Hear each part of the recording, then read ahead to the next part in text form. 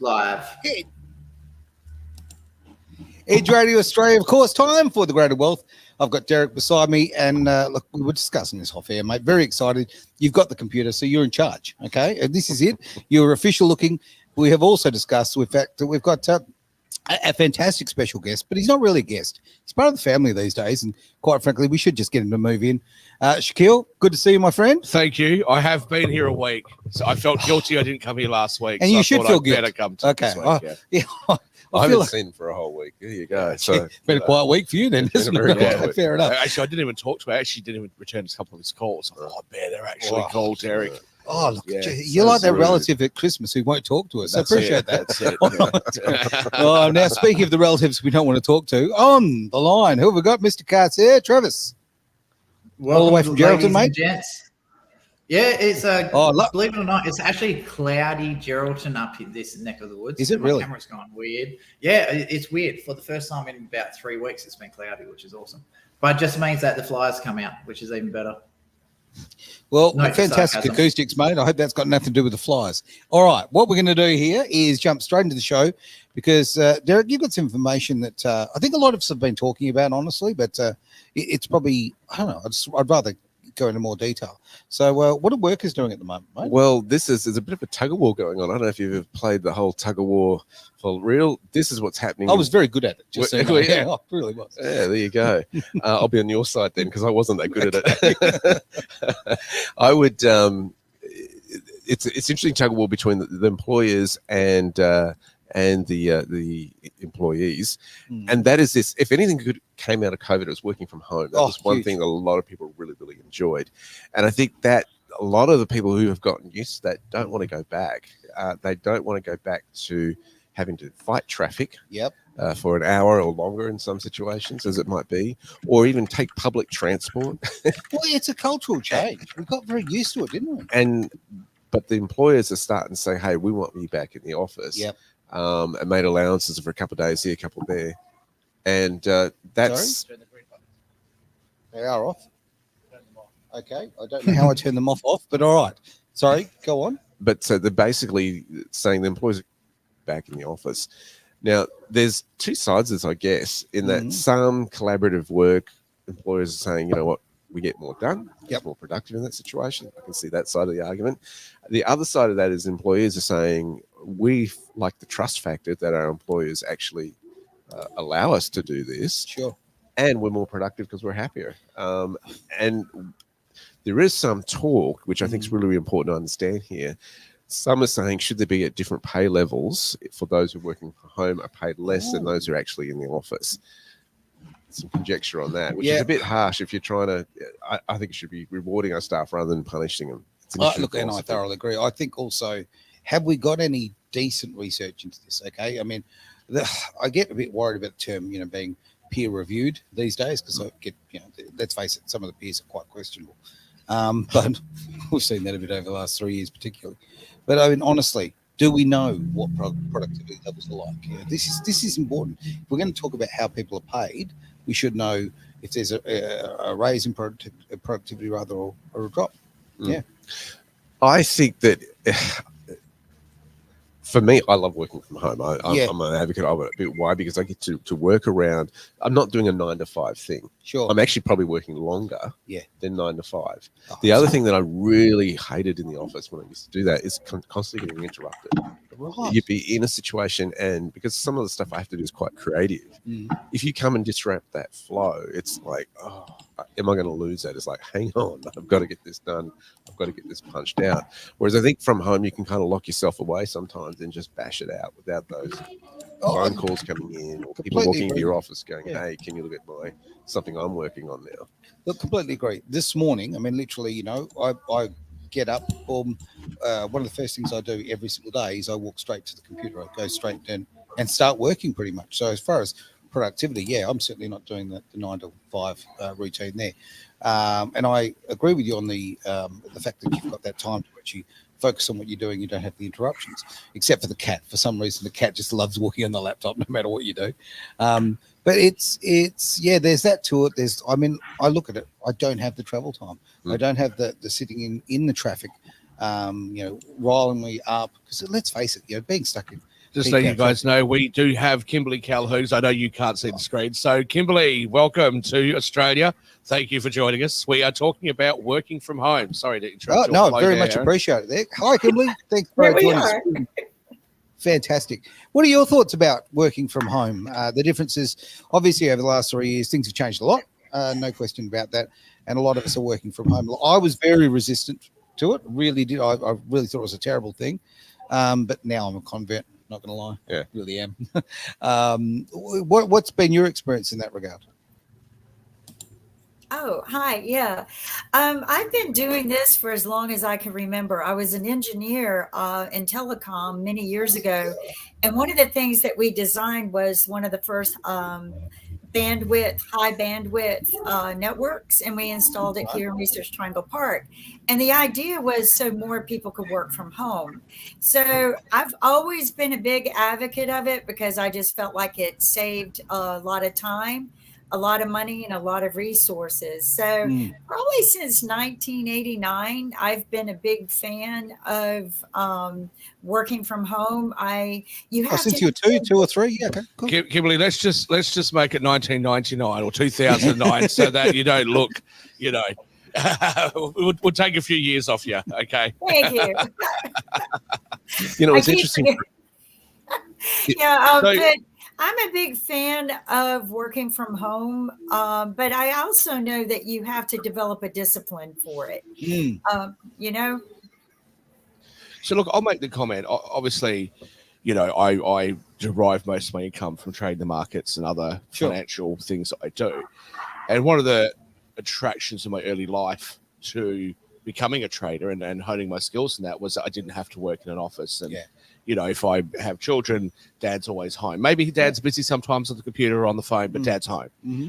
So that was one of the attractions I had. So I understand why people would want to do that. But and also there are some benefits for companies. So it means that you can actually put on more staff. For example, if you have staff working in a call center and they can work from home, you don't actually need to have as much office space. Spot on. So those sorts of things can be advantageous. Less traffic on the roads, all that sort of stuff. And you're dealing with less immigration issues too. If you want to use staff that are overseas or different locations, you're not having to move them from where they live and into another. So thank you for stealing my thunder on that one.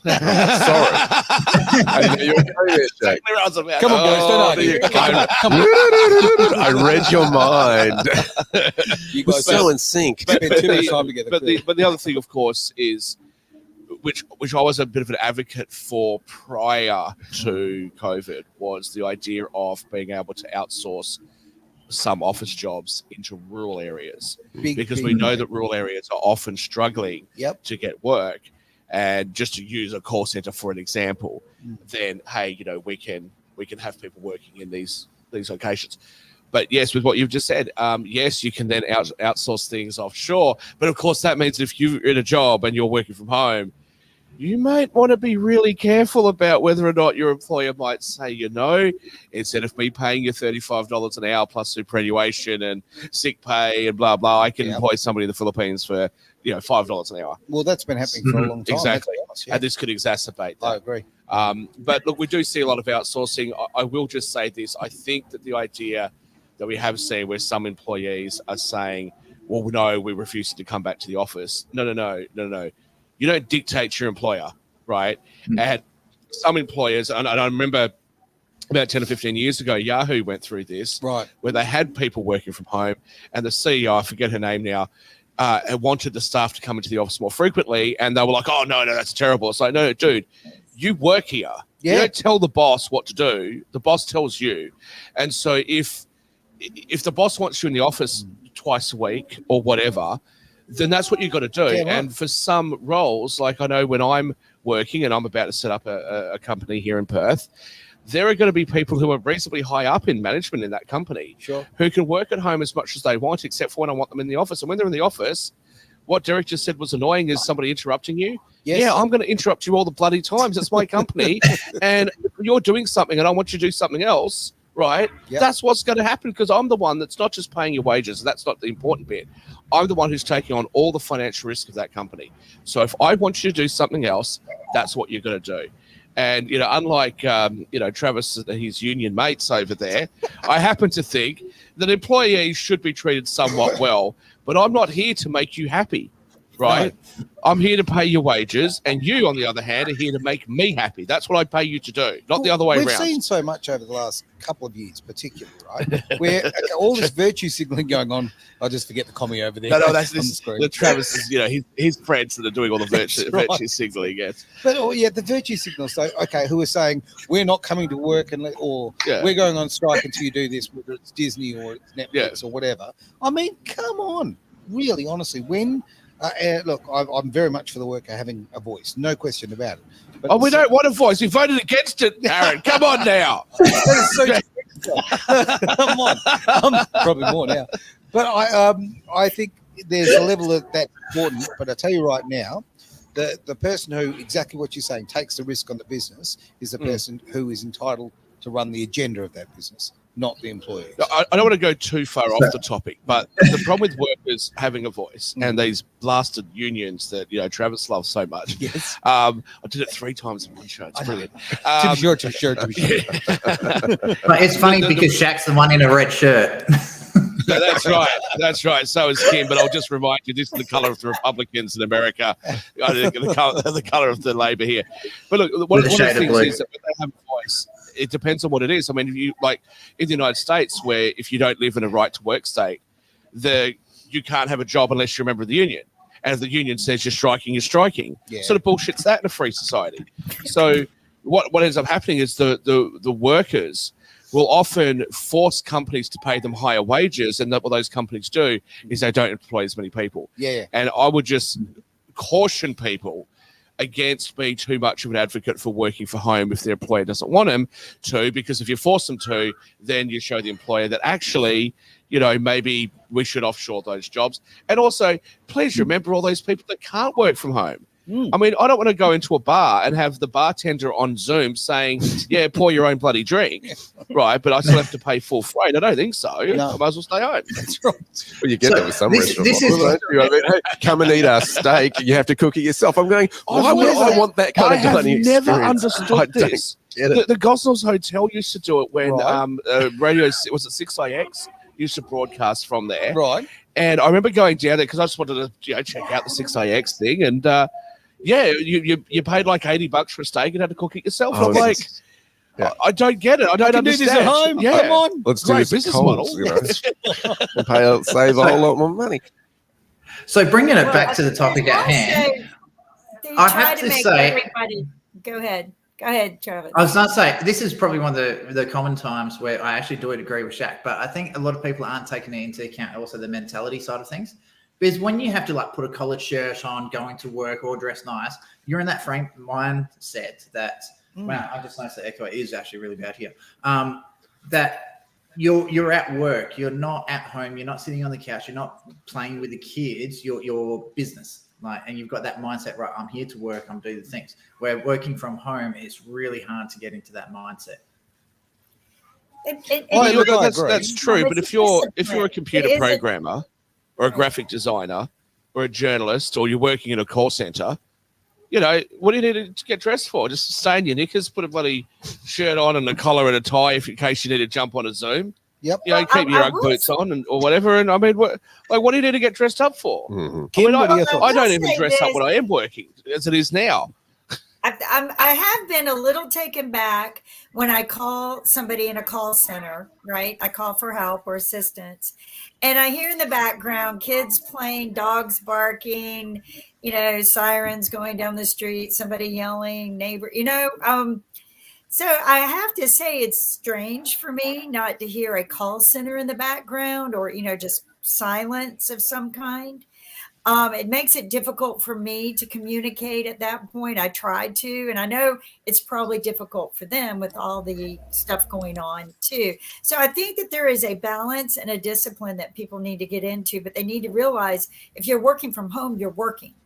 You're not just taking care of kids. You're not cleaning the house. You are working. You get your mind in that office where you're at.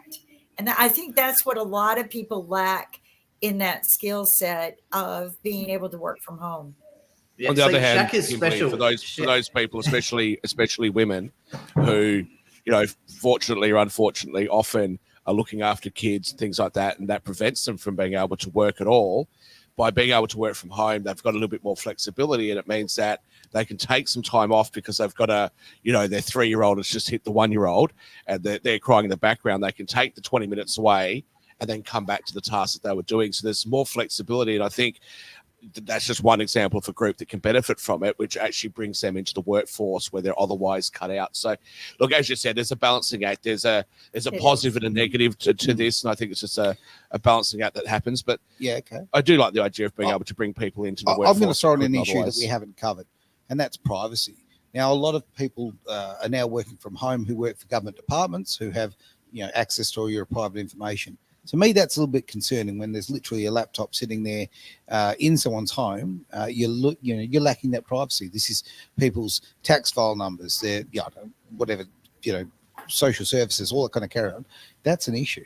And with progressively more and more of those industries sort of working from home, you're finding there's a lot of your private information that's not very secure. But what are your thoughts on The that? government sucks at privacy. But we've just seen Optus get hacked. Yep. Was it Medibank, one of the health insurers? Yeah. Got hacked. I mean, what privacy? Yeah, Unfortunately, what privacy? I wish you were wrong, but you're absolutely spot on. Yeah, true. All right. Okay. Well, look, I think it's time we took a quick little break. It's Edge Radio Australia. And we're back, Edge Radio Australia. Now, what are we going to talk about now? We're going to jump into talking about probably the most successful investor in the world. He's certainly got the reputation for it. You don't have to dedicate 15 minutes to me. That's okay. No. Could we do? I was about to say, could we do you in 15 minutes? That's something I don't want to know. That was a really poor choice of words. Could you do me in 15 minutes? That was really, really poor choice of words. Yes, and cook dinner. Look, anyway, but all right, let's jump to Warren Buffett. Okay. Aside from Shaq, was it as good for you as me? Kiss me first, Travis. Don't call me baby. All right, we're going to talk about Buffett. Oh, baby, Yep. baby. He's holding a lot of cash. What's going on there? Well, that's interesting, isn't it? Berkshire Hathaway have reported their third quarter operating profit shot up 41% to $10.8 billion US.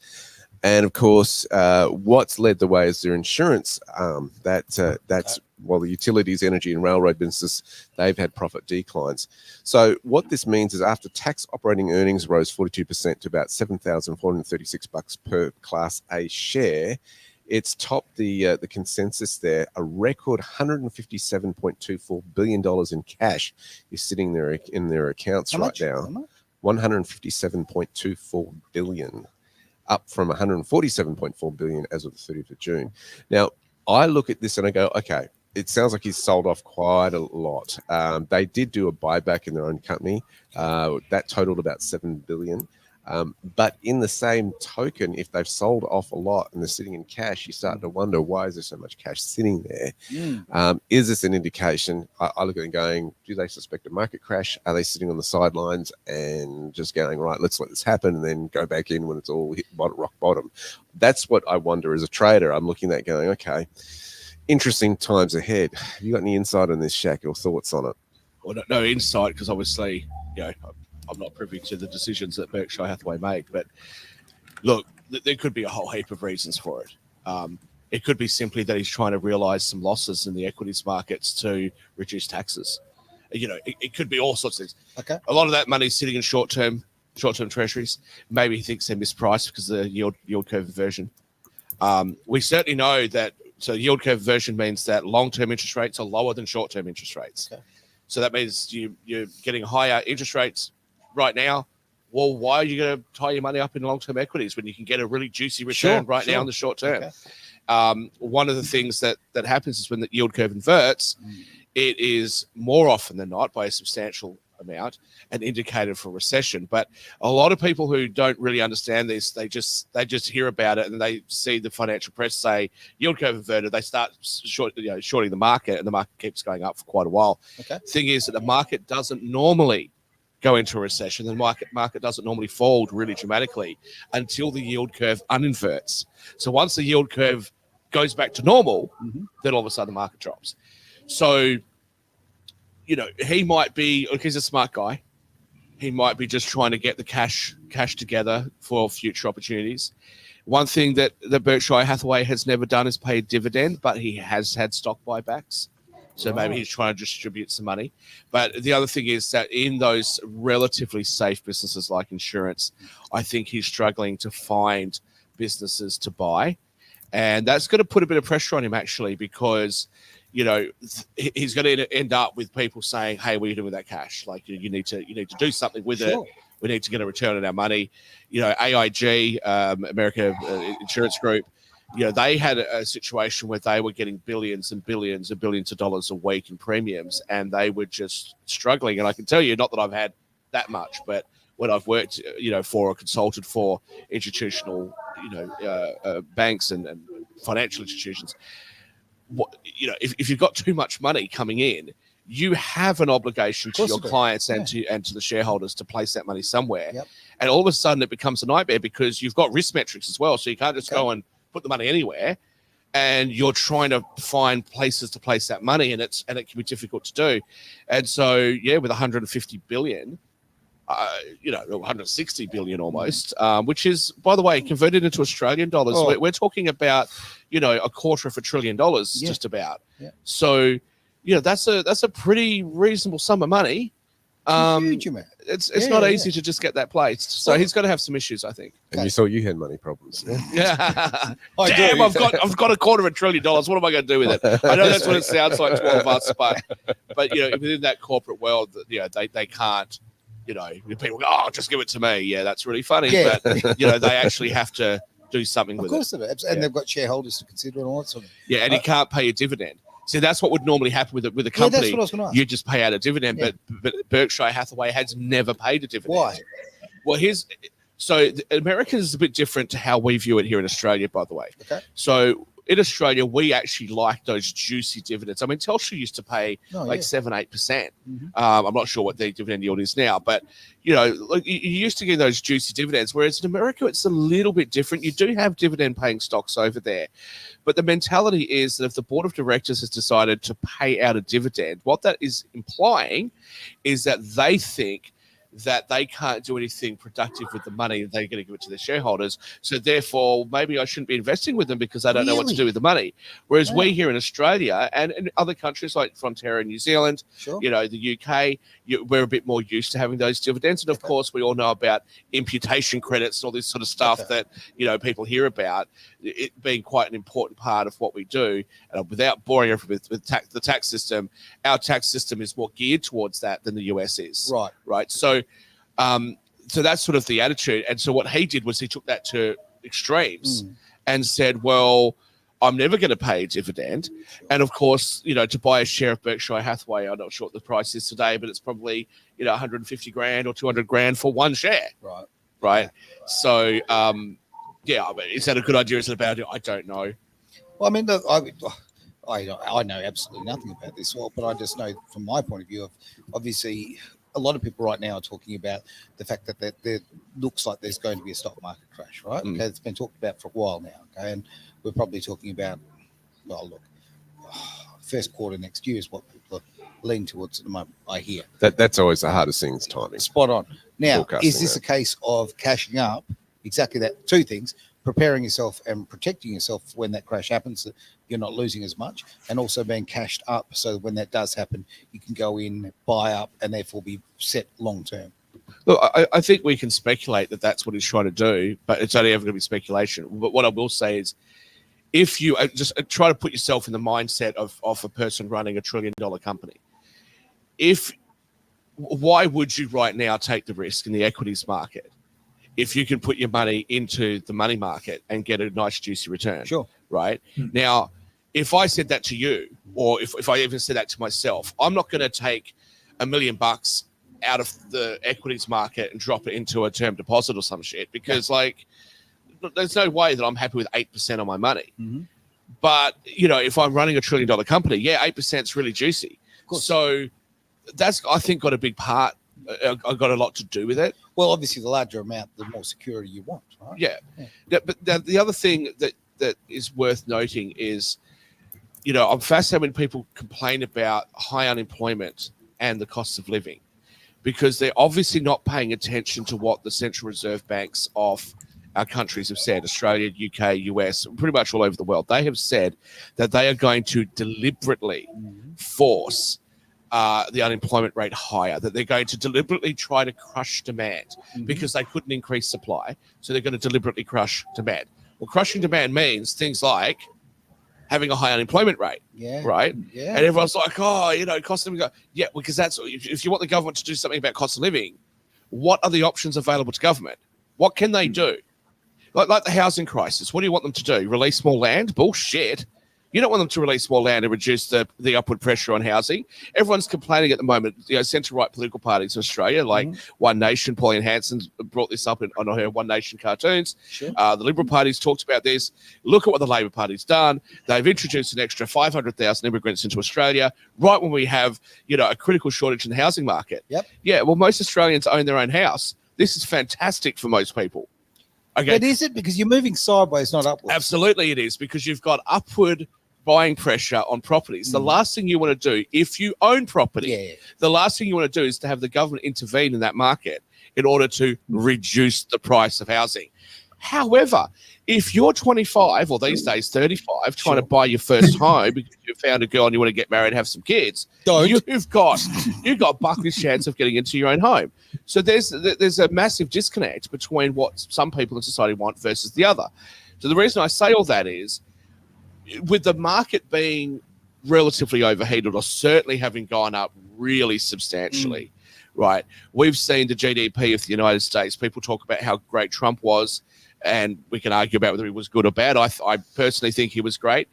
But Joe Biden, for all the criticism he gets from the right, the GDP of the United States went from 21 trillion to 27 trillion. It's 35% that it's increased over the last couple of years. Okay. That's a big increase. So if you now need to pull money out of the markets, and you now need to, lower the cost of living, a really good way of lowering the cost of living is to have the market crash. And just to prove that point, I'll end with this. When people complain about things like the Great Recession, or if you have a look back at the Great Depression, because I wasn't alive then, but I know you were, if you have a look at cost of living was fantastic during the Great Recession, wasn't it? Real estate prices were cheap. Going to restaurants were cheap. Trying to book a hotel. You could book a hotel room in Vegas at a 5-star resort for like $40 a night. Yeah. It was fantastic. Cost of living came down. So what do you want government to do? So if you want cost of living to come down, the government's going to do that for you in the way that you are going to absolutely hate, but they're going to give you what they want, what you said you wanted. Ripping the Band-Aid off, so to speak. I don't know. Well, it's not so much ripping the Band-Aids. You said you wanted a new car, right? So your missus goes and smashes your old one. That's not quite what you meant, but that's what you get, right? Okay.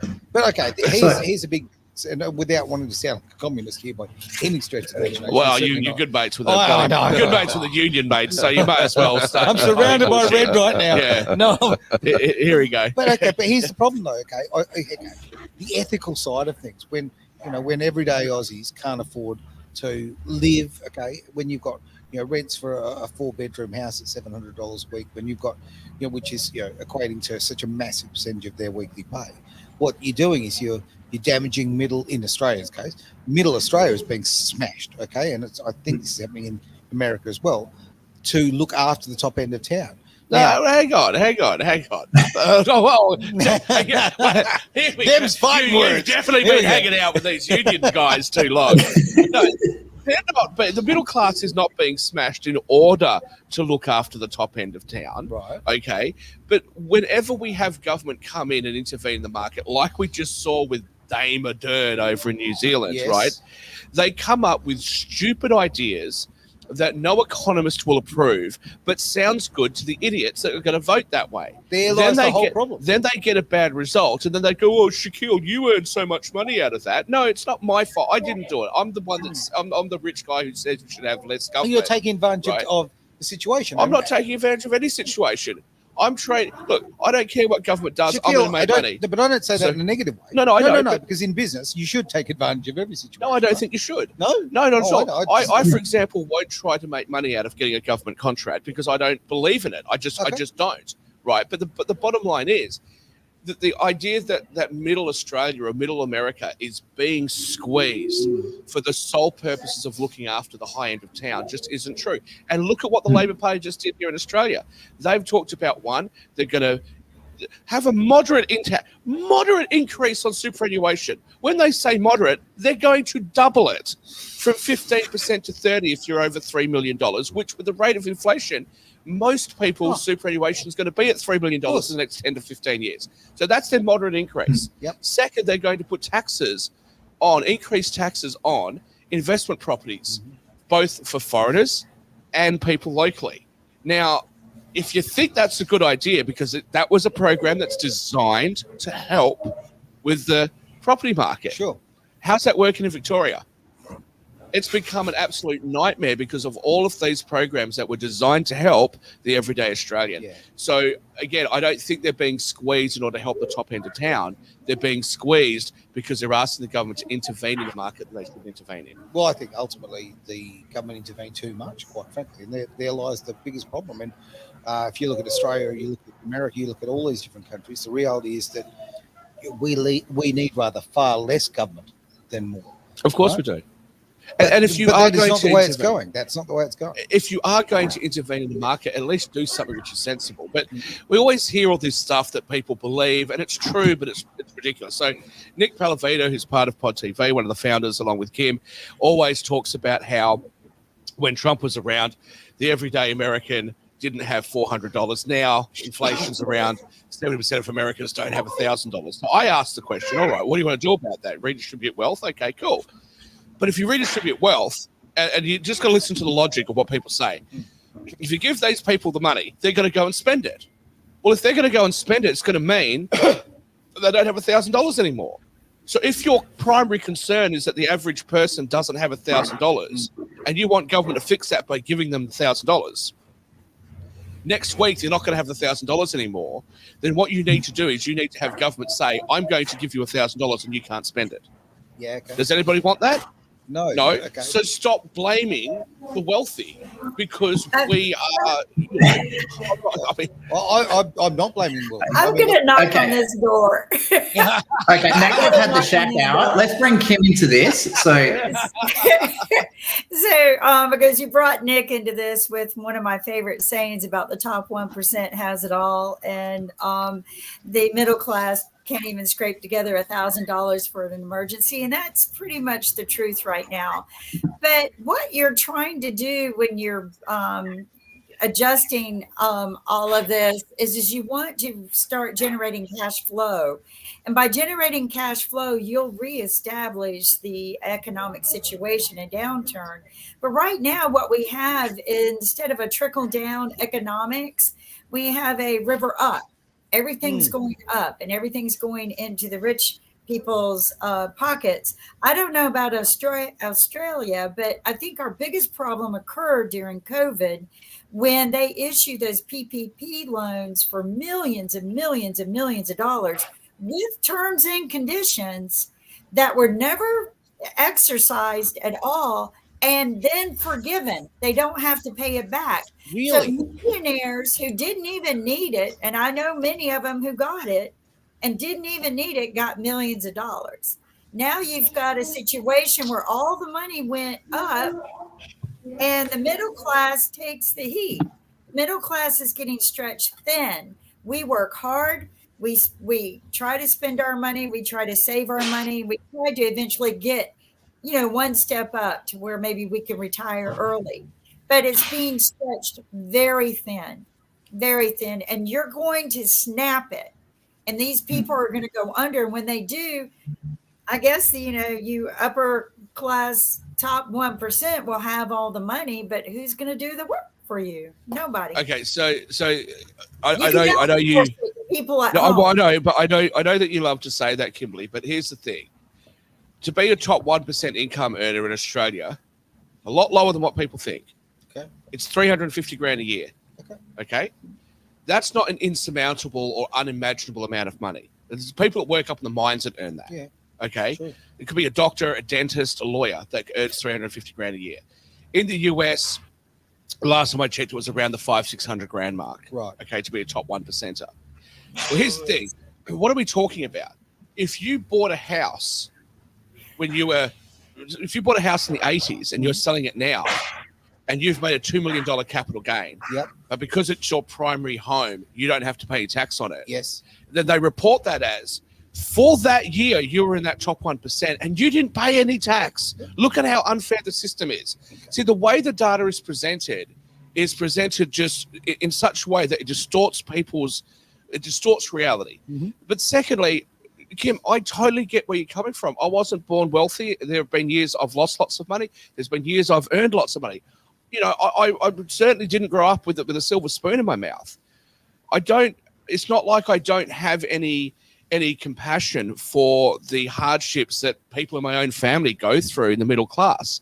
But that's not the issue at hand. The issue at hand is not that wealthy people are disproportionately earning money or owning assets, and that you know, people who are in the middle, we won't even talk about the poor, that the middle class is being squeezed.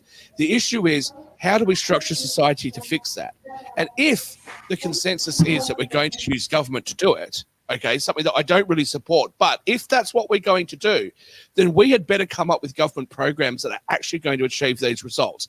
The fact that people today are complaining, especially people on the left, they're complaining about trickle-up economics, when 20 years ago, people were complaining about trickle-down economics. Well, what do you bloody want? What you want is trickle sideways economics, where all middle-class people are bloody sing kumbaya, working from home one day a bloody week for an hour in their jocks, and there's no rich people. It's just not going to happen. You and I can hear.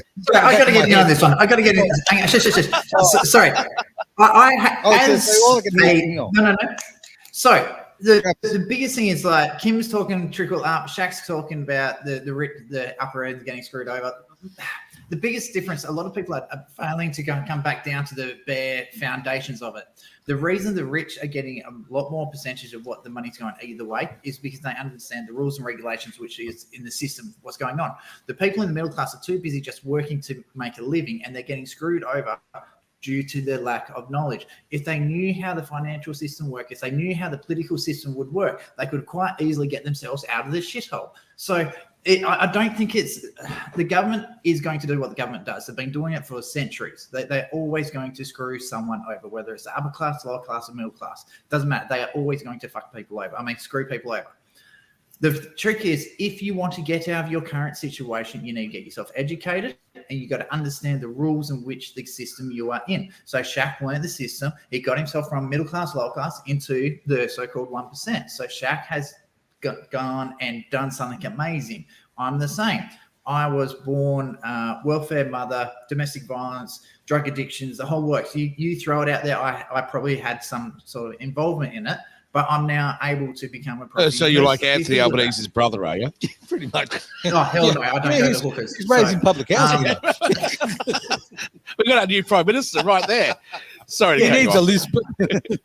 Sorry, if I need to be the Labor Prime Minister, I need to start going to escorts and hookers, because Kevin Rudd got caught doing it. Albanese's gone to Thai massage places. So, I'll pass on that one. Thanks. You're rubbing us. We got the union guy rubbing us the wrong way. We do. There's a lot of rubbing going on. Guys, we do actually need a bit of a break. And I don't think this show has become, I think it's changed. I think it's like, I don't know, the commie and the capo, not the greater wealth anymore. How about a quick little break, and we'll be back really soon. It's Edge Radio Australia. Hey, it's Edge Radio Australia. We're back. We've got a great combination going on here, all over the world, no less, from here in our studios here in Perth, all the way up to Geraldton and all the way up to the beautiful US of A as well. Kim, thank you so much for being part of the show today. Really appreciate it. Thank you. Thank you for having me here. Absolute pleasure. Now we're going to jump into something else.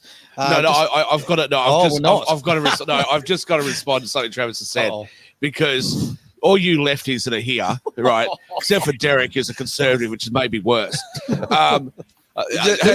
just throwing labels around. Look at the great Labor. You're a commie today. Yeah. You're a commie. You're a conservative. Well, that's right. What do I want to be today? Well, that's Shak, right. What do you want to be today? What label do you want to wear?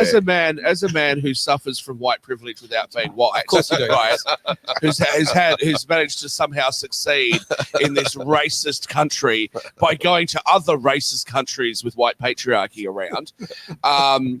Can I just say that if you actually look at the top 1%, the top 10%. By the way, do you know what it takes to be a top 10% income earner in Australia? 120 grand a year. In the top, what, 10? Top 10%, 120 grand a year. Okay. So when we talk about these We people nearly being get that richer, off getting Centrelink. richer, right? These people don't, it's not like there's this one group of people, right? See those 10 people over there, they're the super rich and they got richer. No.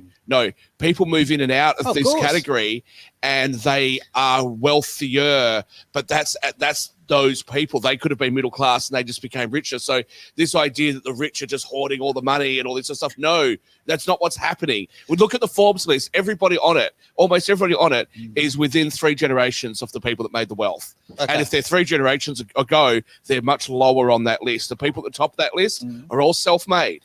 So this nonsense of these people, they're just hoarding all the money. No, get off it. Get some ambition. Stop whinging. Well, I know someone who hasn't been hoarding the money. Okay, and in fact, I think he's actually completely fried. To be honest, boom, come on, he was a bank man. Sam, let's talk about him. It's ironic, isn't it? Sam Bankman-Fried has been found guilty in all 7 criminal fraud counts as of last week, facing a maximum sentence of 115 years in prison. And a lot of the prosecution's key witnesses came from former members of his inner circle, which was really, really interesting. Very much so. One of them was the ex-girlfriend. The other was business people who worked with him. What's interesting is now they're kind of looking at whether they're going to go to the second trial with him, whether to do that or not. Now, what would be gained out of a second trial? Well, look, I mean, that's the point. I mean, 115 years in prison time. Will he serve all of that? That's always debatable. I guess it depends on. It's making a bit of an example of him in some regard. Sure, they don't want this to happen in the crypto industry again. Some are heralding this as a sign of look. The crypto market has now reached maturity, particularly when you look at the SEC ruling when it has come to different houses like Ripple crypto coins, and also the application to make Bitcoin a ETF or exchange traded fund. Sure. By BlackRock, no less. No, I know. I can't get over that. So, after years of how many of these financial experts have been bagging it out, you wonder how many of them behind the scenes have been acquiring it. Yeah. Well, to use your term, mate, the toothpaste is already out of the tube. It's out there. You remember Jamie Dimon, CEO of JP Morgan, said 10 years ago, if any of his traders, if he found that anybody who worked for him in the trade desk owned Bitcoin, they'd be sacked immediately. Exactly. Now they are one of the largest owners, I believe, of Bitcoin. There you go. There you go. So it's kind of a heralding. It's the Wild West days over of crypto. I don't quite think so. Okay. However, with the huge interest that it has been on CBDCs with central banks, they've realized, the bankers, that they haven't innovated for how many decades. They've had the Kodak model of let's not interrupt the system because it was so good. So well for Kodak. Meanwhile, technology has caught up and said, well, we can do it without you if we want to. Yeah, so absolutely. It's a really interesting case here and a bit of a pivotal time as far as where crypto goes from here. Yeah, no, look, I'm my idea on the crypto space is I see it as a great alternative to get away from fiat and the control of it. But now, of course, now the two are being crossed over, it concerns me almost a little bit. A lot of people made a great deal of wealth. I think that by making him a pariah, I guess, and don't get me wrong, he's a horrible human being, clearly, with what he's done. I'm certainly not on his side. But are they using it to demonize crypto? No, I don't think so. I think when you can move money off from one company to another, like he did offshore, something's got to step in. And I think the crypto space has worked to a large extent unregulated because government hasn't had a chance to catch up with the technology. It's kind of trying to define what is the technology and how this is such an interrupter to the system. How do we now legislate this so that we protect the consumer, but also have an even playing field where fair trades are done in the marketplace? And it just doesn't. Technology is always outpacing government regulation. So I think government's still scrambling to catch up on this. I don't think they should catch up at all. First of all, he's a horrible individual. Well, come on. Look. I think he's. Okay, he ripped some people off, but granted that. This kid, in his 20s, right, manages to get hold of billions of dollars. Okay. They're going to be making movies about this guy. I think Wolf of Wall Street was good. This kid goes out, he's screwing every chick that works there because he has this polyamorous relationship thing going on. Right? He is in this mega apartment, this penthouse apartment in the Bahamas. He's, he's giving money to politicians disproportionate to the Democrats. He's hanging out with high-ranking politicians, presidents, etc. And this kid was in his 20s. This kid was living the dream. Come on. Most 20-year-olds, most young men grow up thinking, if I can screw anything in a skirt, I have billions of dollars, live with this. But most people would sign up for it. Now, should he do 115 years? Probably. Will he do 115 years? He might not do 115, but he's probably never getting out. And to punish a young guy for as long as that, I'm not sure. But Elizabeth Holmes pulled a $2 billion scam. Yep. Do we want to punish him for as long as that? I don't know. Maybe he should have some redemption somewhere along the line. But the thing is, it's a federal charge. Sure. Federal charge in the US normally will run concurrently. Okay. So they'll be stacked one after another. Right. He gets a few enhancements, one of which is the fact that it was a complicated scheme. There was more than 25 victims. The money was transferred overseas, things like that. So there'll be enhancements there. He's probably not coming out, or if he is, he's going to be so old that his life is over. I'm not sure that that's proportionate to, for a financial crime. I'm not sure. I know it's a lot of money, but if you wave that sort of money in front of somebody, it's very easy for them to get out of control. And you actually have seen this with people that have earned really significant sums of money. All of a sudden, there's an unreality and they just make some bad decisions. Yeah. So is he a bad guy or did he just get carried away? I would say he probably just got carried away.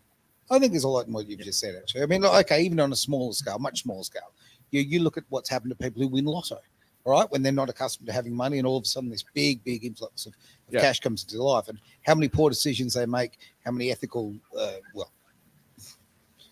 very dicey decisions they make. Look, I can get it. I mean, he has hurt a lot of people. I think that he should be in jail for a long time. Do I think it should be that long? No, I actually don't. I think he should be able to be out in his 60s. That's what I honestly think. I think he deserves a little life at the end. Well, in his 60s, if this was Australia, for him to get in his 60s would mean that he would do longer than what we would do in Australia for murdering somebody. Oh, you get 7 years for murder in Australia. Exactly. So no, but even the most egregious crimes that we've seen in this country have only been 25, 30 years, right? So we're talking about him doing more than murderer. I'm not sure. But let me just say though, I believe the government. I've been saying this for a long time with cryptos. I believe the government was just waiting. They've been waiting with bated breath for something like this to happen, because the whole idea behind crypto was it was decentralized, etc. Now the government's going to come in, and what are they going to do? Like the middle class are going to look after you with the cost of living and all the rest of it. The government's going to come in to protect you. And as Ronald Reagan said, those are the scariest words. I'm from the government. I'm here to help. So that's what they're going to do. And then they realize the whole thing with the CBDCs. I know we had one of our viewers that just wrote in about, the social credit system and government being able to control. I don't think government will do that, because look at the Misinformation Act in Australia, right? Something they tried in the US, they tried it everywhere else.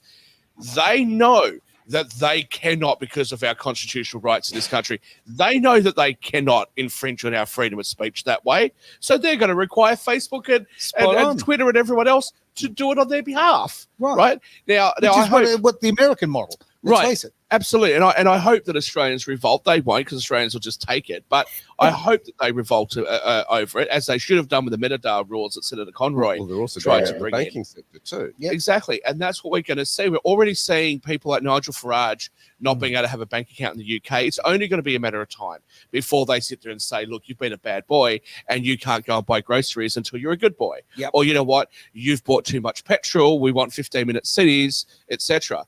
And in order to do that, they've taken this technology, which was supposed to decentralize currency, and the government's now going to regulate that, centralize it, and they have all this control. And I'm just going to say this. Why exactly was the government allowed in the first place, if we just talk about the US, to mint their own currency and make it fiat currency, right, and force everyone to use it? See, back before they did that, every bank in the United States, or many banks in the United States, issued their own currency. Yeah. Okay. Now, why can't there be private mints? Because they would try to make sure that their currency is worth what they say it's worth, all that sort of stuff. There'd be competition in that market. Sure. Cryptos were kind of doing that in a digital way, and now government's in there to protect you. As far as I'm concerned, if I take this hairbrush that I took from Emirates, and you're prepared to accept that as value, so I can buy your hat off you, right? Shaq, why does government need to come in and regulate that? Because Shaq, a comb's no value to me. Well, just in case you wanted it as a memento to frame or something. Yeah. But why does government need to get involved in that? And that's I agree. effectively what's happening here.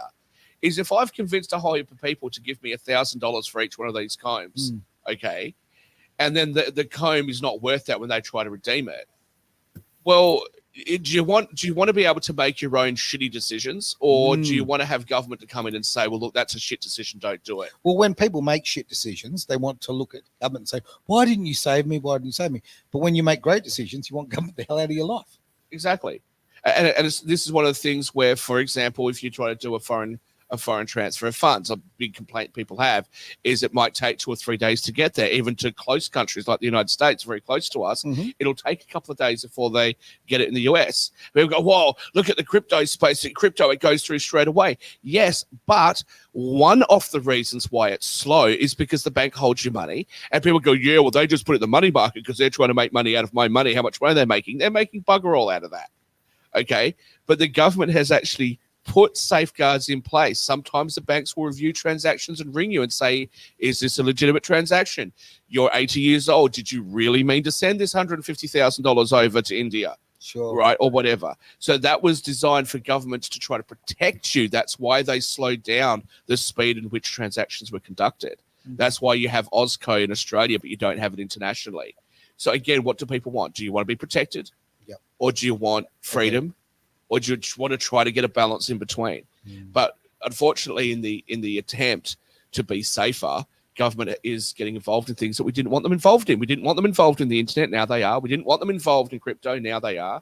We don't want them involved in our lives, but they are becoming more and more involved in our lives every day.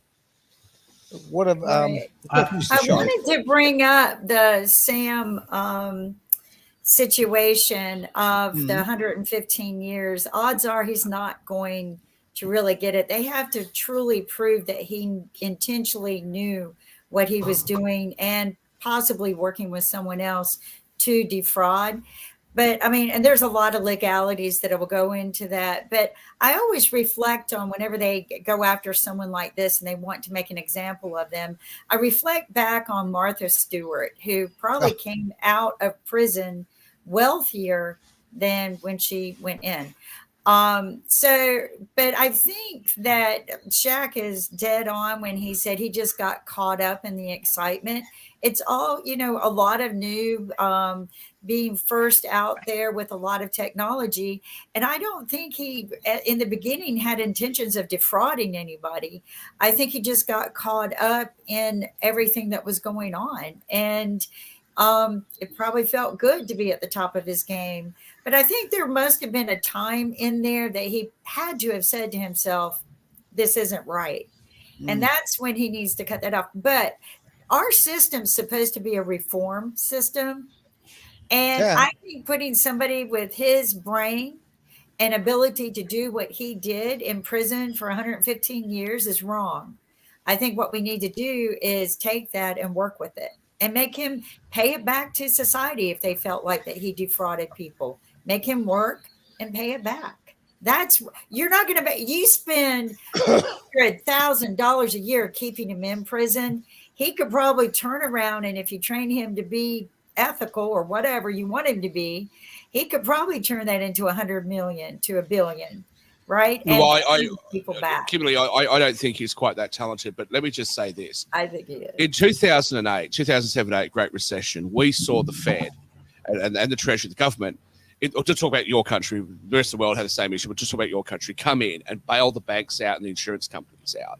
Right. When they had entered into these extremely complex derivatives that they knew nothing about, they blew up the economy, and it sent people, it's not just about the 30% of homes that people lost and the homelessness. Families got torn apart. Financial stress means people get divorced. The suicide rate went up. The rates of self-harm went up. Child abuse rates went up because people were so stressed and so devastated. And we never saw the government step in to try to help any of them. And yet they bailed out all the bankers. and all of those, and other trading houses, right, and who benefited enormously. In the first year after they gave the $700 billion TARP payments to the banks, they paid all of that money out in bonuses. And then, by the way, to be fair to the banks, they did pay it all back. But to also be fair to the homeowners who took significant losses on their homes, most of them, or as a group, they paid all the money back to the banks too, right? They paid off their loans eventually. So, when we're talking about this kid, is screwed around with 20 billion or 30 billion, whatever it is, if he was a trader at JP Morgan, or I'm not trying to pick on JP Morgan or Goldman Sachs, but the big banks, the ones that are too big to fail, would he be doing 20 years or 100 years or no? Nothing would have happened. And that's the thing. He's being, I'm not trying to stand up for him because, look, he had a good time. You're going to have to pay the piper at some point for it. But, it's easy to go after him. It was a lot easier to go after him. But if he was a bank or something, you know what I mean? I think it's unfair. Yeah. I do too. And I think that they need to, I think they could still put him to work. It's going to cost us money to keep him in prison. This is what I try to explain to people. He didn't commit a crime that justifies being in prison that long to begin with. And we spend hundreds of thousands of dollars and we waste that space when we could have a real criminal, dangerous criminal in prison instead of him. So I agree with you too. I don't think they would have bailed out the banks. They bailed out the banks many times, making a lot of mistakes that they should have gone to prison for. Some of the stuff that you're talking about that happened in 2008, I remember my sister, she works in the mortgage industry, and she told me, she said this new system that they're trying to push on people is going to cause everyone to go bankrupt in a couple of years because they came out with this interest only program. Yeah. So it made it look like people didn't have to pay as much. But what they didn't thoroughly explain to people very well was, at the end of a certain period, you had to pay it all off. And people weren't prepared for that. They were not prepared for that. They took the money, they took their savings, they went out and spent it crazily, on things that they probably shouldn't have. They had a lot of fun. They partied. Maybe they need to pay the piper, but a lot of them went and their homes got foreclosed on because of the way those loans were set up. And I remember her telling me this whole system is going to cause so many people to go bankrupt, and it did. But something, Kimberly, even with the overheating of the real estate market during that time, that still would not have been enough to cause the calamity that occurred. The calamity was really caused because of a deterioration in credit quality, which meant that banks were not prepared to loan money to each other in the repo market. Now, who really is to blame for that, though? It's not the banks.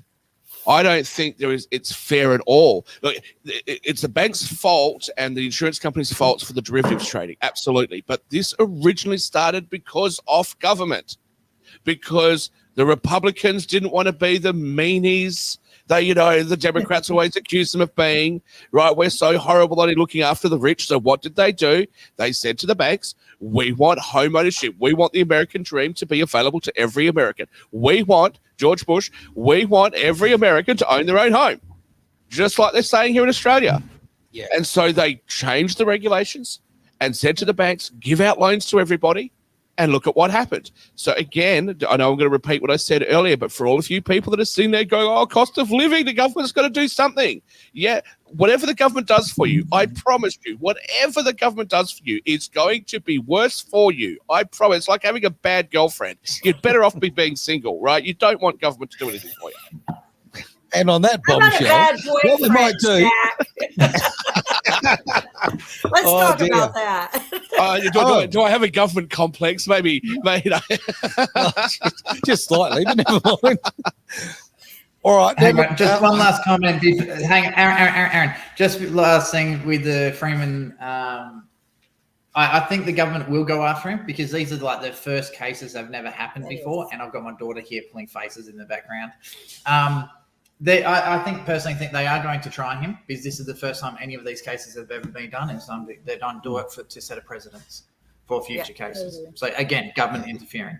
So 100%. All right, I'm going to close the show out, ladies and gentlemen. but I'm going to use it. Well, I'm going to use him right here, gentleman with the computer, the official one. All right, Derek, what are your final thoughts, my friend?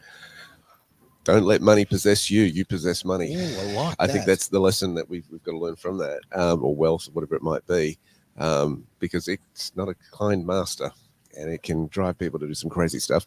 And this is not the first time I've seen, money possess people and do some crazy illegal stuff. And it's a dangerous master. So don't serve it. Let it serve you. Like that. All right. With that, we'll wrap up the show. Thank you all for being part of it. It's been an absolute pleasure. And we do have another show coming up later on today, which we'll talk about when the time is right. But for the time being, thank you very, very much for being here. It's Edge Radio Australia, the greater wealth. Fantastic. There we go, guys. Ready to close.